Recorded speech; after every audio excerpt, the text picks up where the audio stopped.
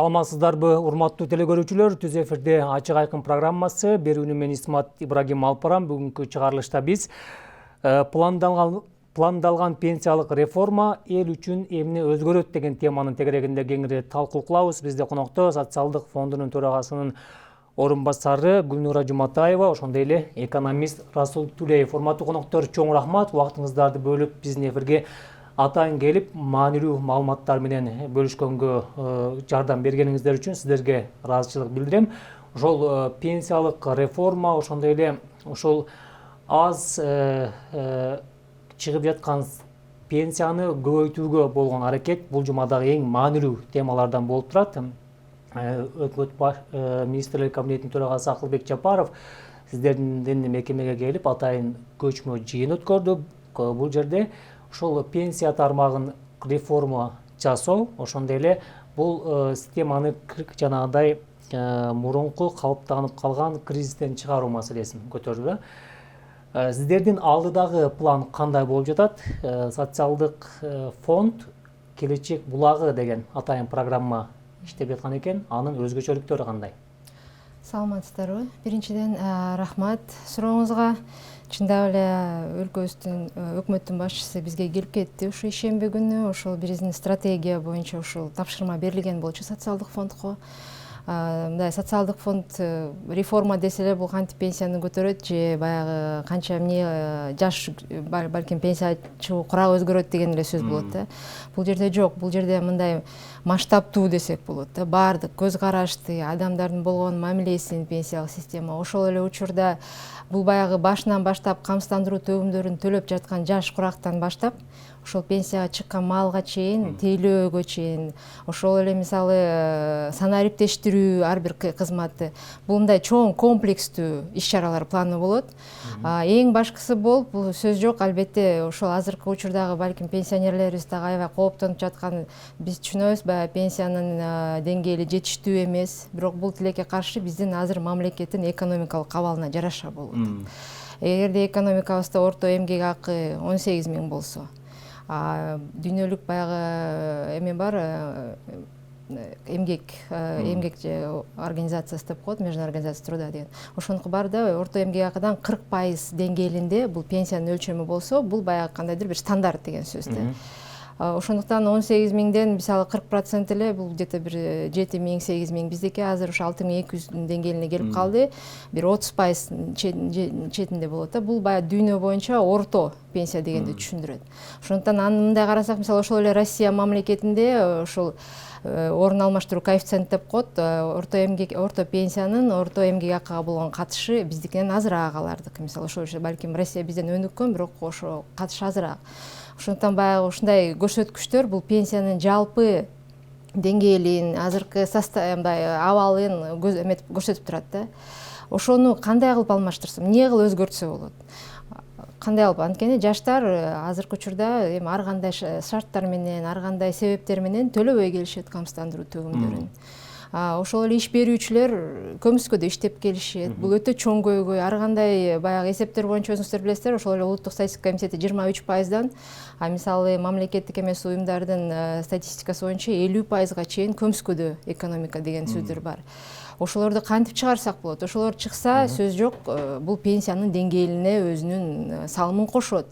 Мисалы биз айтып атабыз, азыр биздин 1 100 000 киши камсыздандыруу төгүмдөрүн төлөп келсе, ошонун бир 30%ы көмүскөдө болсо керек. Төлөбөйт же мисалы аз эмгек акын көрсөтүп, аз камсыздандыруу төгүмдөрүн төлөп келишет.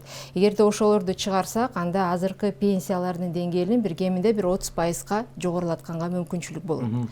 Гүлнур айым, бул азыр сиз айтып өткөн жанагы факторлорго өзүнчө тактоо киргизип токтолобуз программанын жүрүшүндө.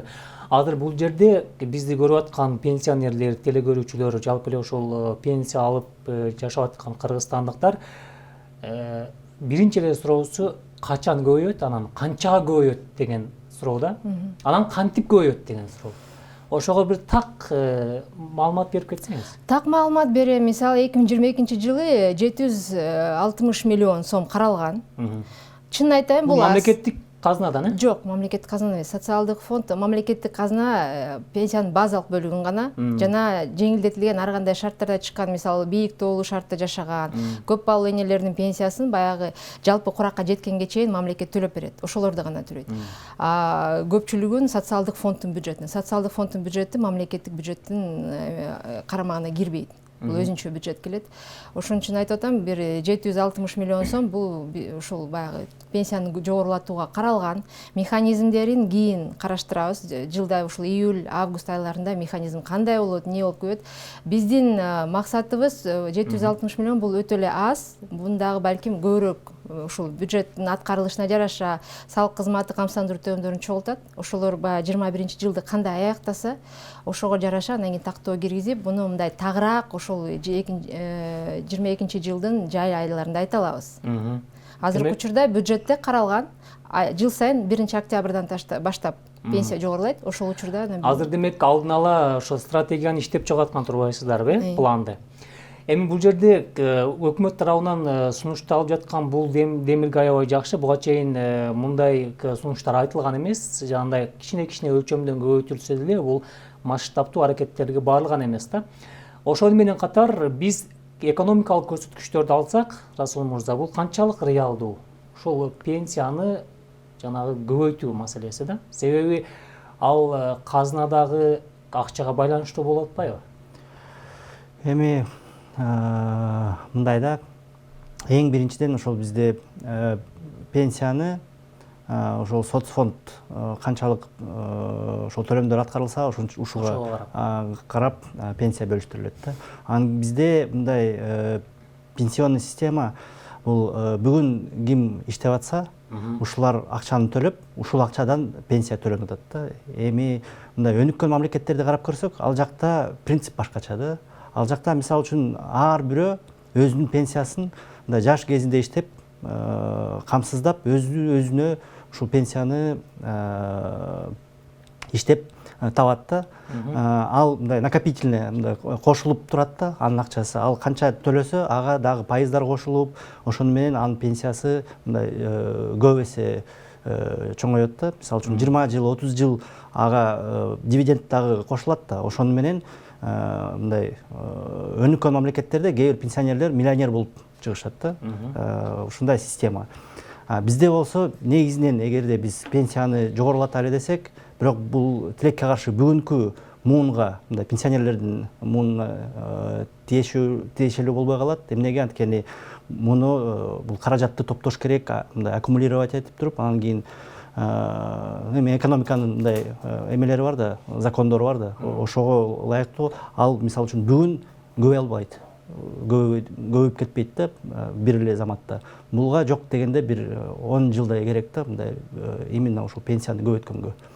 Бирок бүгүнбү же эртеңби бул системага биз барышыбыз керек да, бул накопительный системага өтүшүбүз керек. Бизде азыр болгону гана 2% накопительный болуп бөлүнөт. Калганы болсо толугу менен ошол бүгүнкү пенсионерлерге ошол соцфонддон берилет да. Ошондуктан ушул системага мындай ылайыктуу бүгүнкү пенсияны мындай 2 эсе же 3 эсе көбөйткөнгө тилекке каршы мүмкүнчүлүк жок. Ушул жерден сөзүңүздү бөлөйүн. Гүлнур айым, мына айтсаңыз, экономикалык абалды эсепке алганда, ошол мисалы бир табакта бир тамак болсо бир нерсе болот да, ал жок болсо каяктан алабыз деген сөз да. Казынада акча аз болсо биз кантип көбөйтөбүз? Кандай жолдорду карап атасыздар? Жолдорду карап атабыз. Анан баягы бул Расул мырзанын сөзүнө кичине тактоо иретинде айтып кетейин. Биздин пенсиялык система жөнүндө сөз айтар мурда баягы түзүмүнө көңүл бурсак да. Бизде бүгүнкү күндө пенсиялык система баягы көпчүлүк айтат да, тилектештик, орусча солидарная система деп көп баягы мындай жактырбагандай, бир аз баягы артта калган системаларда көрүшөт. Бирок чынын айтсак, ушундай система азыр Германияда, ушундай система көп өнүккөн Европа мамлекеттеринин баарында ушул система. Ал эми топтомо компоненти болгону бир 5%дан 10%га чейин гана пенсиянын өлчөмүндө болуп турат да. Ошондуктан баягы түзүмү катары биз социалдык фонд, азыркы бүгүнкү Кыргызстандын системасы алдыңкы мамлекеттердин, ошол эле Швед мамлекетинин системасындай биздикичи. Аларда дагы ошондой. Мисалы 18,5% болсо алардан камсыздандыруу төлөмдөрү, ошонун 16%-ы баягы тилектештик системасы деп коет. Ал тилектештик деген эмне? Бүгүнкү иштеп жаткан жарандар бүгүнкү пенсионерлерди багат. Ал эми 2,5% алардыкы жана инвестициялоого кетет. Бизде да ошондой 27,25% болсо, ошонун 25% пенсиялык фонд, анын 23% тилектештик системасына кетет, 2% топтомо компонентине кетет. 2% бүгүнкү күндө 29 миллиард каражатка барып калды. Бул деген инвестициялык кирешеси менен кошо бирге кирди да. Ошо 2010-жылы кирген 2%. Ошол 2010 жылдан бери мына 10 жыл өттү, ар бир сом түшкөн камсыздандыруу 80 тыйынга көбөйдү. 80% үстүнө инвестициялык киреше алып келдик.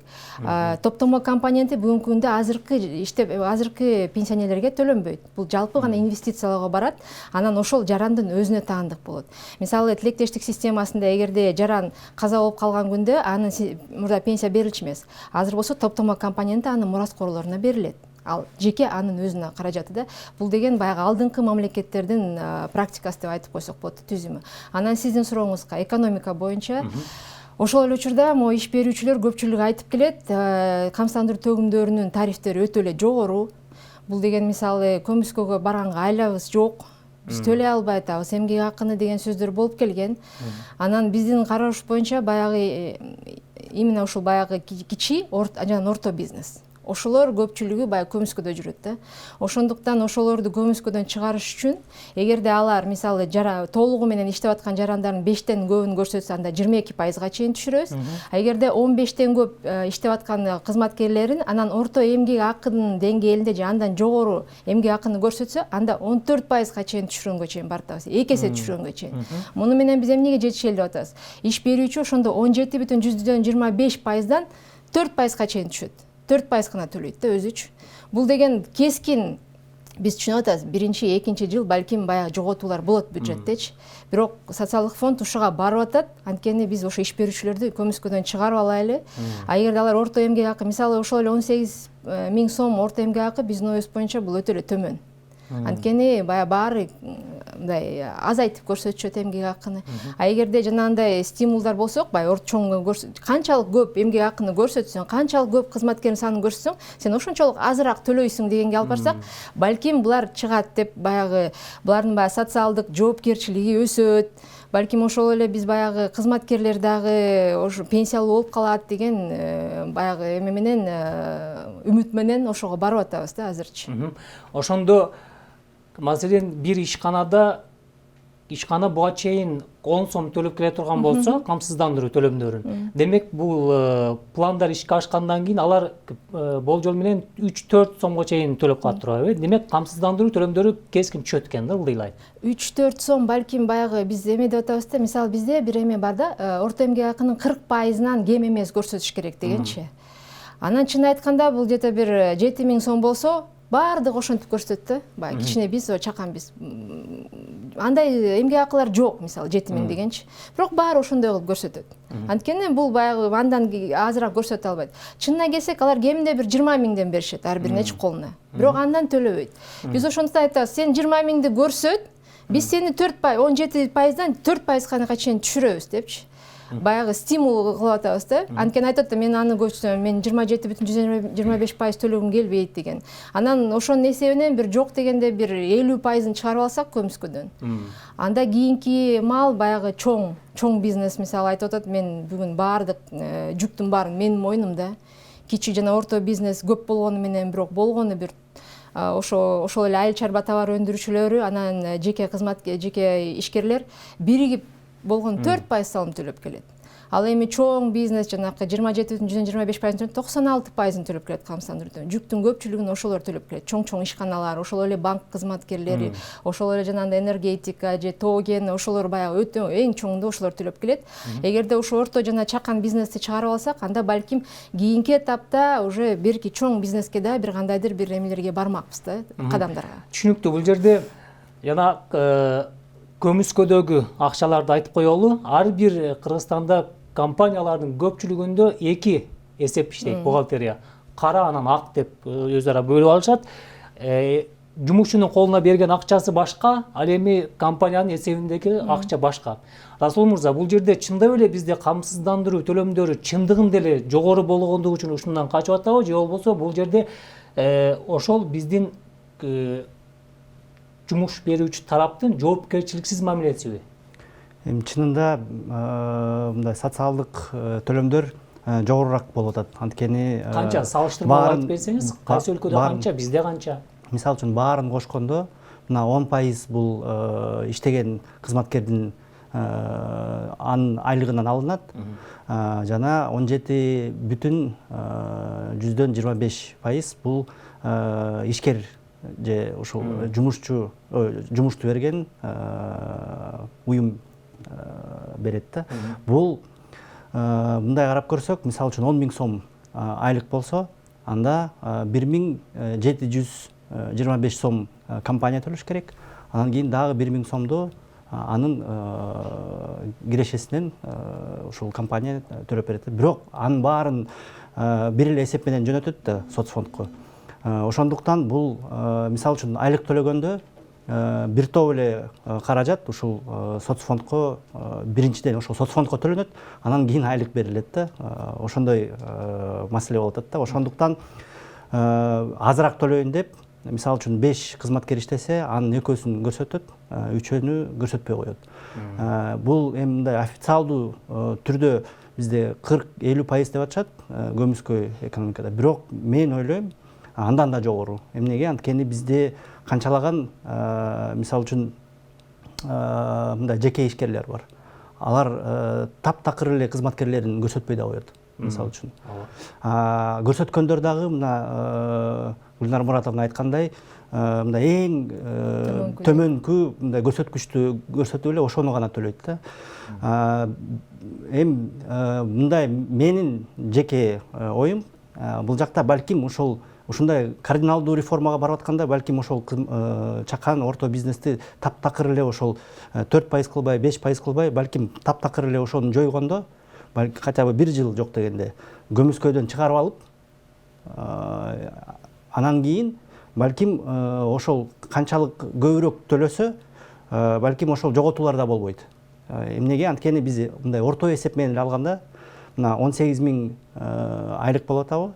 Бизде жок дегенде 1 миллион официалдуу мындай ачык эле төлөгөн экономически активный население деп коет. Мындай ачык иштеген кызматкерлер бар да, мындай иши бар адамдар. Бирок мындай официалдуу эмес иштегендер андан көп менимче.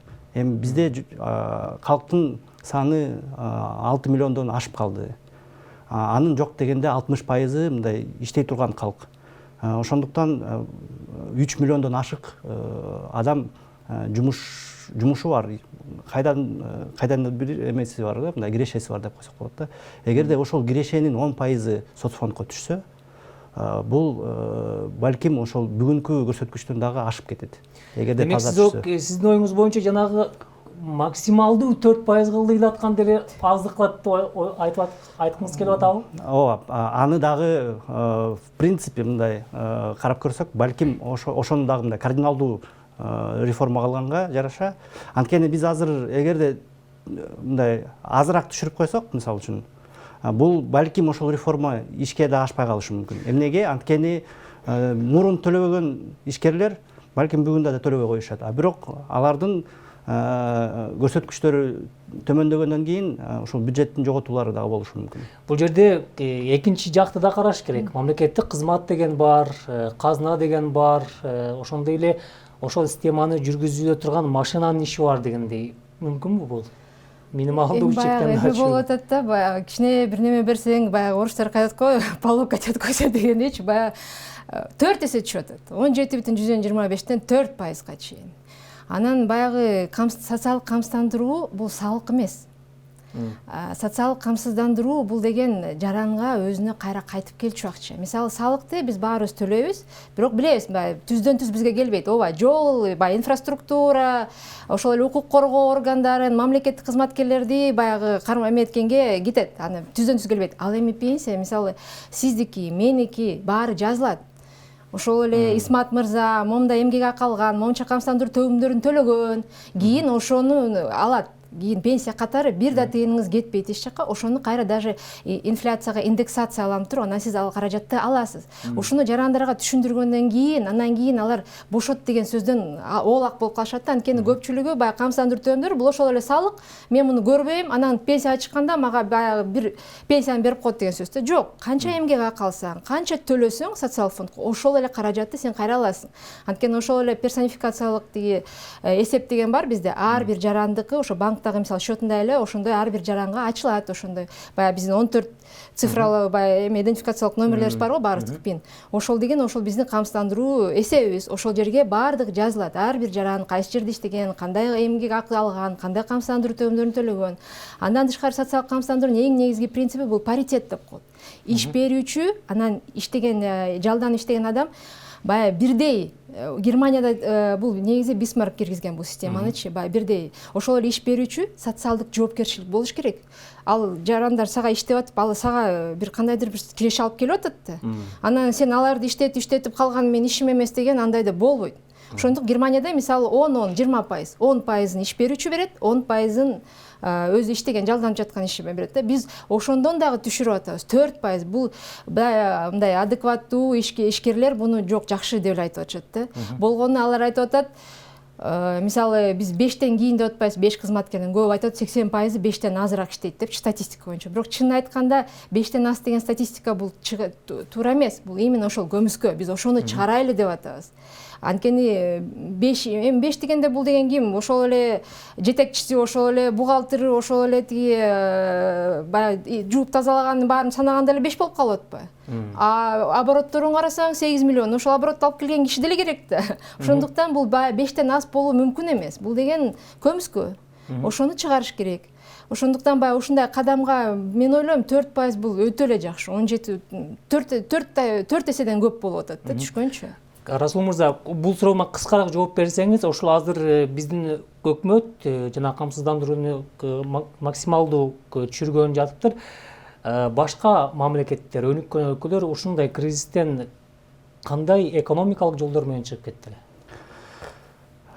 Эми мен мындай мисал келтиргим келет да. Израилде ушундай кризис болуп атканда эң мындай көйгөйлүү маселе бул инфляция болуп атат да.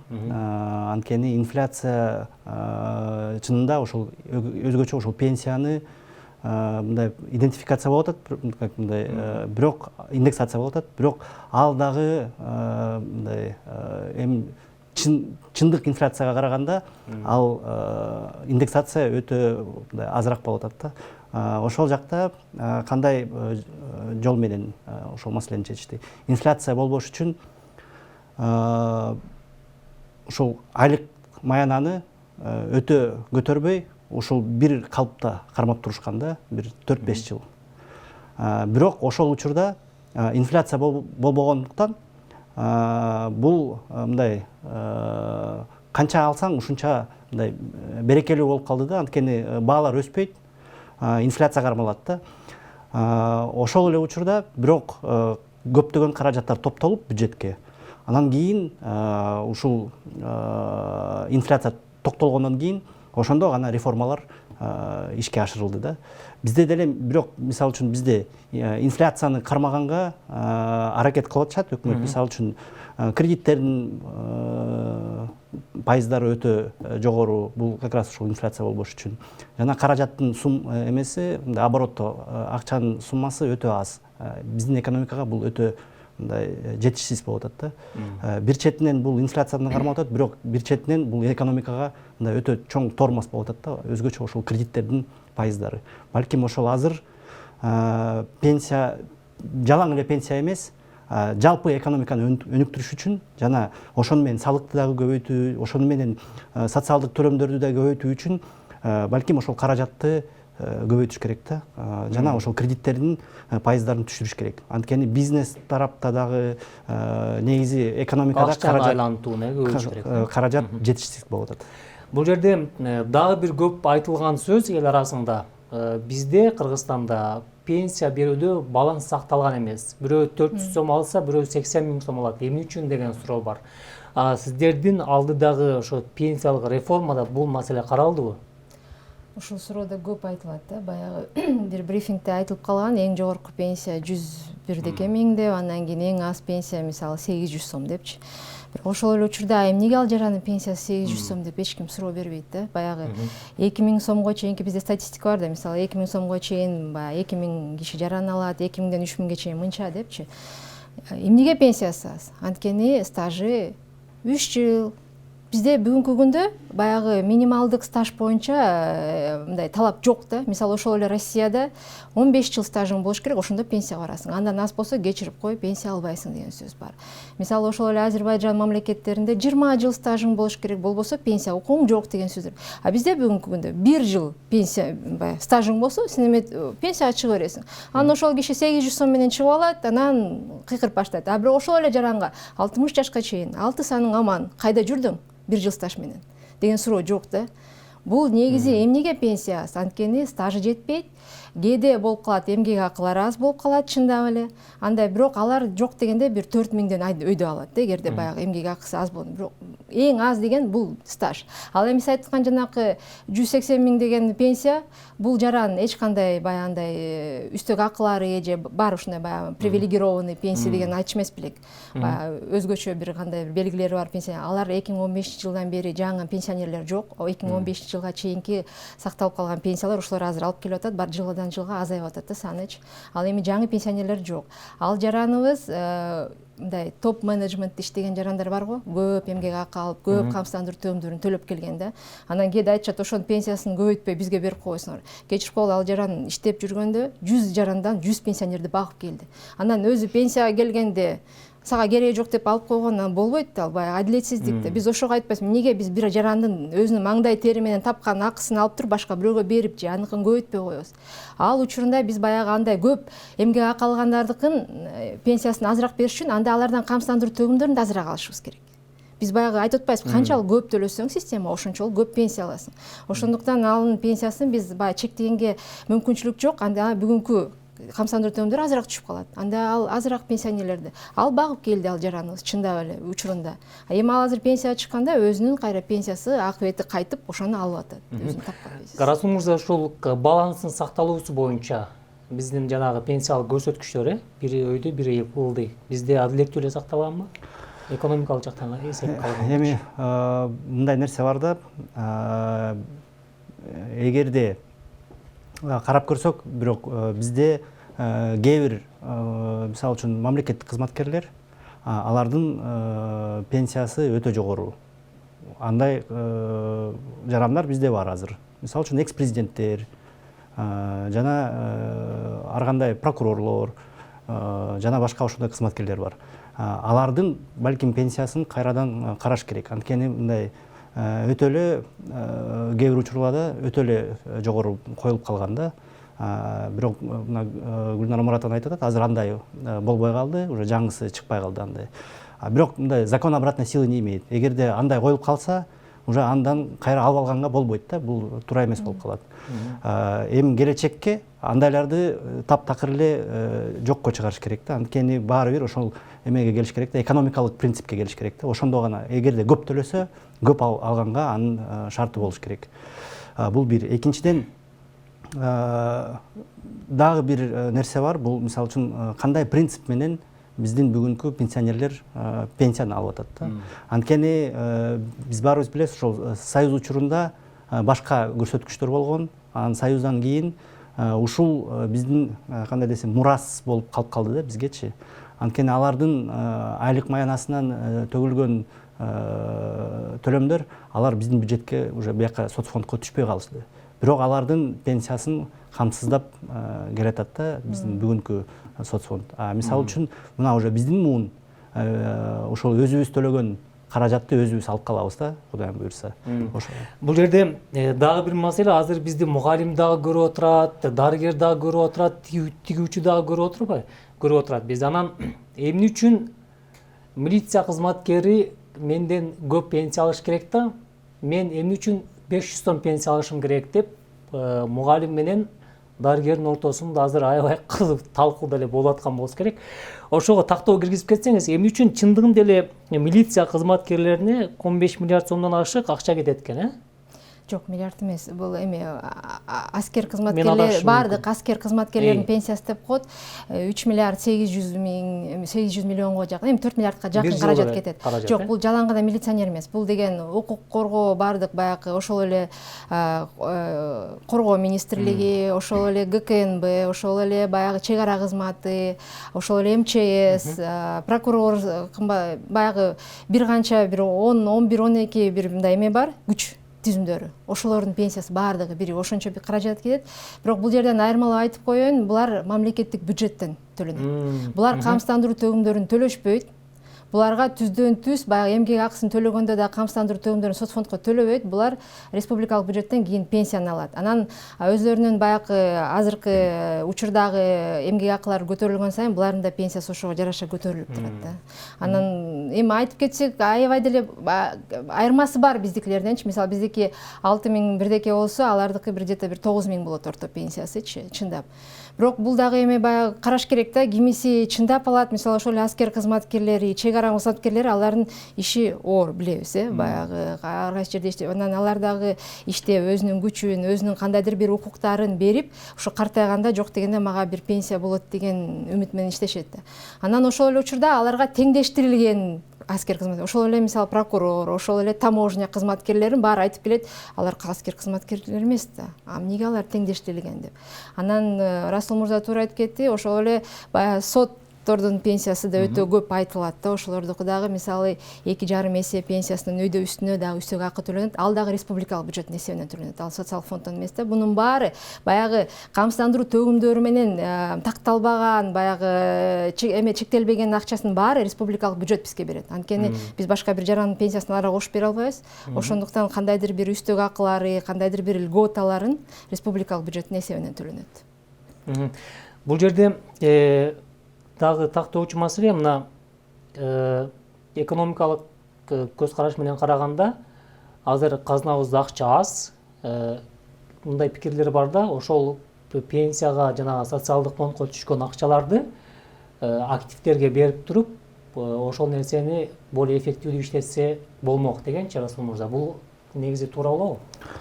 Эми мен жана айтып кеткендей, мындай топтолмо пенсионный системаны эгерде биз көбүрөөк ошол 2% эмес, андан көбүрөөк кылсак, ал биринчиден бизге инвестиция катары каражат болуп бермек. Мындай чоң ири долбоорлорду ишке ашырганга, мисалы үчүн ошол эле ГЭСтерди курганга, же башка ошондой экономикалык мындай чоң таасир эткен иш чараларды ишке ашырганга, мындай ишканаларды ачканга, бул инвестиция катары болуп бермек. Биринчиден, экинчиден ошол ишканалардан түшкөн кирешеден дивидендтери ошол соцфондко кайра мындай кошулуп акча болмок, кошумча акча болмок да. Балким ошол мисалы үчүн орто эсеп менен алганда, эгерде биз мисалы үчүн азыр мына 1 миллион эмес, жок дегенде 2 миллион төлөөчүлөргө чыксак, жана алардын топтолмо мындай пайыздары бүгүнкүдөн көбүрөөк болсо, бул биринчиден экономикага дагы чоң салым болмок, биздин ошол инвестиция катары. Экинчиден ошол келечектеги пенсияларды көбөйткөнгө дагы чоң шарт болмок. Жана бизде ушул 15-20 жылдын ичинде бизде мындай бир муун жалаң миллионерлер болуп калмак да. Анткени эгерде мындай даже 6% менен, 6-7% менен эгерде биз дивидендтерди санап көрсөк, бул мисалы үчүн мындай банктын эмесинен жанагы банкка салган акчанын пайызынан дагы азыраак да. Ошол эсеп менен салганда, мындай сложный процент менен, ал келечекте мындай 20-30 жылда бул 1 миллиондон ашык каражат топтолмок да, бир эле жарандыкы. Демек сиз акча жөн турбай айланып киреше алып келип туруш керек деген пикирди айткыңыз келип атат. Бул жерде бир суроо дагы мигранттар дагы көрүп атат, биз кандай кылабыз депчи. Ошого дагы кыскача түшүндүрмө берип кетсеңиз, чет өлкөдө иштеп жүргөндөр татыктуу пенсия алыш үчүн мындан кийин кандай кадамдарга барыш керек? Мигранттар тууралуу айтып кетсек, мына эң көп Россияда биздин жарандарыбыз, андан кийин эле ошо Казакстан, Туркия мамлекеттеринде тилекке жараша ушул мамлекеттер менен биз пенсиялык жаатында макулдашууларга кол коюлду. Кол коюлмактан соң ичине кирди. Мисалы ошол эле ЕАЭС мамлекеттерине кирген 5 мамлекеттин алкагындагы пенсия маселелери боюнча 2021 жылдын 1-январынан баштап өзүнүн эмесине күчүнө кирди. Туркия мамлекети боюнча 2020 жылдын 1-ноябрынан тартып кирди бул. Бул эмне дегенди түшүндүрөт? Эгерде силер ушул мамлекеттердин территориясында өзүңөрдүн баягы легалдуу түрдө иштеп камсыздандыруу төлөмдөрүн төлөп келсеңиздер, кийин кайра бияка кайтып келген учурда биз ошол эле Туркия мамлекети, ошол эле Россия мамлекети, Казакстан, Армения, Беларусь мамлекеттерине ушундай жаран келди, биздин жаран пенсияга чыкты, ошонун пенсиясын силердин үлүшүңөрдү бизге бергиле дейбиз. Россия ошону экспорт кылып берет, Туркия ошол пенсиясын экспорт. Бул эмне дегенди түшүндүрөт? Бул биздин жаран ушул мамлекеттердин кайсынысында эмгек кылбасын, эчтеке жоготпойт деген сөз да, пенсиясын жоготпойт. Мисалы буга чейин канча 20-30 жылдан бери иштеп жүрүшпөй. Алар келишип жоготуп коюшту пенсиясын, стаждарын да жоготуп койду. Азыр болсо стаждары да эсепке алынат. И ошол жака кошкон салымы дагы кийин экспорт берилет. Бул чоң жетишүү деп ойлойм. Бул жерде мамлекет тарабынан жакшы жанагы кадамдарга барыптыр, камсыздандыруу төлөмдөрүн түшүрүп, ошондой эле ыктыярдуу түрдө социалдык фондко акча төлөө жагын караштырып атыптыр да. Эми Расул мырза, жарандардын жоопкерчилиги жагын карай турган болсок, ушул нерсе бизге жетиштүүбү? Ошол мүмкүнчүлүктөр, ошол шарттар? Бул жакта ыктыярдуу мен барып социалдык фондко акчамды салышым үчүн. Ал мурун деле бар болчу, эгерде алар ыктыярдуу өздөрү төлөшсө, пенсия деле алып алышат. Андай нерсе мурун да бар болчу. Ал мындай бүгүнкү шартты өтө мындай өзгөрткөн жок да. Бирок бул жакта эң мындай көйгөйлүү маселе бул такыр төлөбөгөн жарандар. Төлөбөгөн. Анткени алар төлөдүбү, төлөгөн жокпу, бирок минималдуу пенсияны баары бир алышат да келечекте. Ошондой эмеси бар да, как мындай. Тактоо киришке минималдуу пенсия эмес, жөлөк пул. Жөлөк пул 1000 сом. Бул мамлекеттик социалдык коргоо министрлиги тарабынан 65 жашында эркектер, анан 60 жашында аял кишилер, эгерде пенсия бир да жыл стажы жок болсо, анда булар 1000 сом жөлөк пул деп коет, курагы боюнча жөлөк пул. Ошону алышат. Демек, жөлөк пулдар да көбөйөбү? Жок, жөлөк пул биздин министрлик боюнча, ал башка министрлик карамаганда, бирок булар азырынча көбөйбөйт, анткени эми бул мындайча айтканда бул биринчиден бюджет, экинчиден бул баягы кандайдыр бир жатып ичериликке да алып келет. Сен эч кандай стажың болбосо, эчтеке төлөбөсөң, анан сага мамлекет төлөсө, ошондуктан бул жагындагы баягы жөлөк пулдар өтө жогорулатканга да биз баягы мындай туура эмес го мамлекет тарабынан. Биз адамдарды иштеп, камсыздандыруу төлөмдөрүн төлөп, өзүнүн келечеги тууралуу өзү баягы ойлонгонго шарт түзүп бергенге шыктандырууга аракет кылып атат.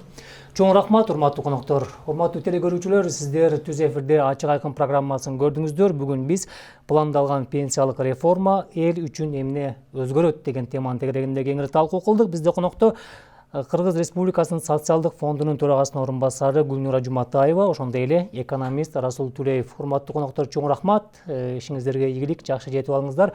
Берүүнү мен Исмат Ибрагим алып бардым. Саламатта туруңуздар.